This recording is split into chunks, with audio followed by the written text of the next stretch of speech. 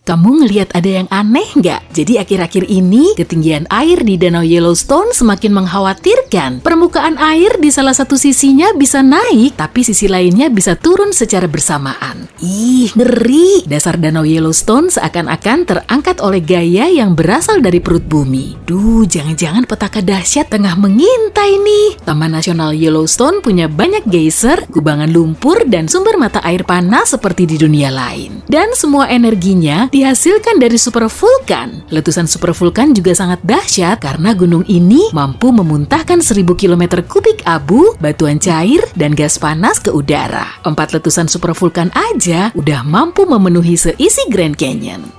Raksasa Yellowstone diperkirakan telah mengalami 3 kali erupsi dahsyat dan berkali-kali erupsi lemah. Endapan vulkaniknya bahkan bisa menyebar hingga radius ribuan kilometer. Ilmuwan meyakini endapan ini terbentuk dari sejumlah erupsi lemah. Tapi setelah meneliti lebih lanjut, mereka baru tahu kalau endapan ini dihasilkan dari 2 erupsi super yang belum diketahui. Tapi kemungkinan itu berasal dari 9 sampai 8,7 juta tahun yang lalu. Jadi area di sekitar gunung berapi Yellowstone pernah diterjang erupsi super tiap setengah juta tahun, tapi selama 3 juta tahun terakhir, area ini mengalami 2 kali erupsi super. Para ilmuwan jadi yakin kalau frekuensinya semakin jarang atau mungkin ada erupsi yang terjadi belakangan.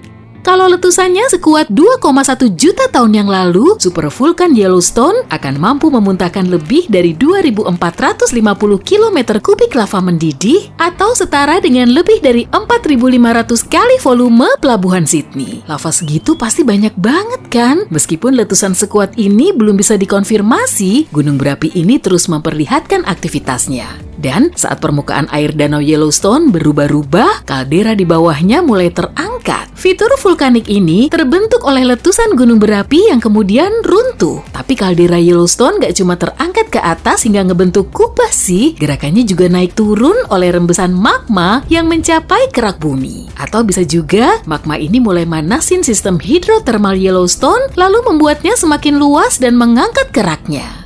Gunung berapi Yellowstone kini berstatus aktif dan indeks letusan vulkaniknya berada pada skala 8 dari 10. Maka saat meletus, gunung ini diperkirakan akan bisa memicu petaka besar. Sesaat sebelum kejadian, tanah di sekitarnya akan terangkat, geyser dan kolam geotermal mulai mendidih dan semakin asam. Magma terus naik ke permukaan tanah hingga akhirnya batuan di dapur magma nggak mampu lagi menahan tekanan, kemudian terjadilah ledakan. Kolom lava dan abu raksasa bisa menjulang setinggi 26 km.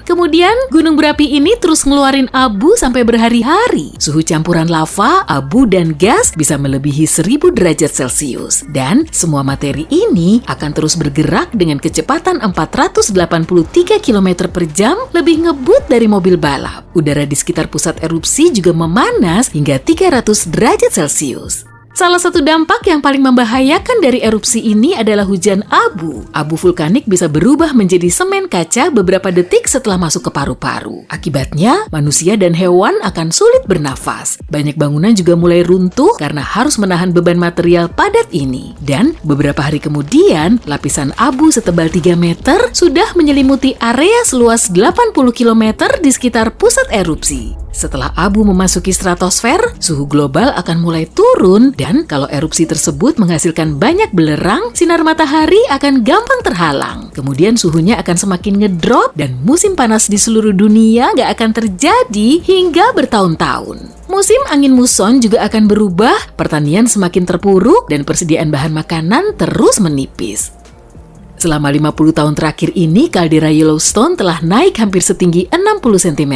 Tapi angka ini nggak terlalu mencemaskan kok. Lagi pula para ahli cuma meyakininya sebagai aktivitas alami. Periode naiknya kubah dibarengi dengan penurunan kaldera dan supervulkan ini diprediksi nggak akan mendatangkan bahaya hingga beberapa waktu ke depan. Gunung berapi akan meletus kalau magma cair di dalamnya minimal mencapai 50%. Tapi kalau di Yellowstone, angkanya jauh lebih kecil, yaitu antara 5 hingga 15%. Dan kemungkinan erupsinya sekitar 1/730.000. Lumayan kecil lah ya. Plusnya lagi, para peneliti meyakini titik panasnya saat ini mulai turun meski pergerakan dan kenaikan kubahnya juga teramati. Tapi pembahasan soal cara pencegahan erupsi super yang membawa petaka ini masih terus berseliweran. Cara yang paling populer dan paling efektif yaitu dengan mendinginkan supervulkan Yellowstone. Tapi ada kelemahannya, gunung berapi ini cuma ngeluarin 70% panas yang berasal dari dapur magma. Dan sekitar 30% sisanya tetap ada di dalam. Setelah mencapai ambang batas, gunung berapi ini akan meletus dan erupsi ini bisa dicegah kalau para ahli minimal bisa mengekstrak 35% panasnya. Semakin dingin magmanya, wujudnya akan semakin kental. Dan setelah mengental, magma ini nggak akan naik ke permukaan bumi lagi. Ilmuwan NASA mulai nyusun rencana setelah mempertimbangkan semua fakta tersebut. Mereka kemudian ngebor lubang sedalam 10 km dan ngeluarin air dinginnya yang diberi tekanan. Suhu air ini setelah sampai di permukaan bumi akan mencapai 350 derajat Celcius dan panasnya mulai bisa diekstraksi secara perlahan. Kalau saja di dekat situ ada pembangkit listrik tenaga panas bumi, energi listrik yang dihasilkan akan sangat melimpah. Proses produksinya akan sangat simpel dan harganya juga menggiurkan, yaitu sekitar Rp1.500 per kilowatt. Awalnya ide ini dianggap sangat brilian, tapi kemudian mulai menuai banyak kritik. Kerak bumi perlu terus-terusan dibor sampai sangat dalam, kemudian duar! Bornya malah membentur kantong hipotermal. Waduh, bahaya banget nih. Gas di dalamnya bisa terlepas hingga menyebabkan ledakan super kuat, bahkan yang terparah bisa memicu erupsi dahsyat.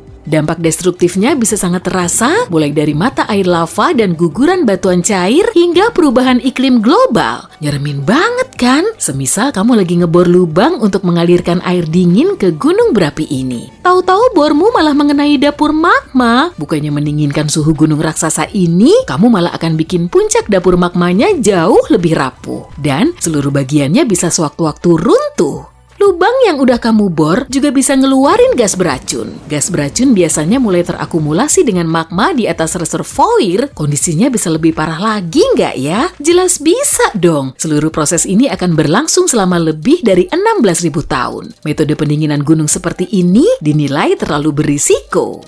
Para ilmuwan juga belum bisa mastiin gunung berapi ini akan tetap dingin selama 100 tahun setelah konstruksi pendinginnya dirampungkan. Dan terakhir, upaya untuk mendinginkan supervulkan Yellowstone ini akan menelan biaya selangit hingga lebih dari Rp50,2 triliun. Duh, padahal cara ini belum tentu berhasil kan? Gak cuma di Yellowstone, kubah lava gunung berapi lain juga terus naik. Kubah lava terbentuk saat magma mencapai permukaan bumi, kemudian magma ini terkumpul di sekitar lubang magma. Salah satunya ditemukan di perut gunung berapi bawah air di Jepang, tinggi kubahnya melebihi 610 meter dan lebarnya lebih dari 10 kilometer. Meskipun supervulkan ini kelihatan gak aktif, para ahli tetap waspada. Sistem gunung berapi bisa berubah dari tenang menjadi bergejolak saat mau meletus cuma dalam sekejap. Kubah raksasa lain terbentuk di Gunung Andes Tengah, tepatnya di atas dapur magma aktif terbesar di dunia. Gunung Altiplano Puna beserta kubahnya merupakan dataran tinggi tertinggi kedua di dunia. Tinggi kubahnya aja lebih dari 1 kilometer, tapi kok para ilmuwan nggak mendeteksi kubah lava raksasa ini dari awal ya? Nah, jawabannya simple aja, kubah ini tersembunyi di bawah dataran tinggi. Area tandus ini punya banyak rangkaian gunung berapi yang membentang hingga ribuan kilometer. Lumayan lah, bisa buat cuci mata sebentar.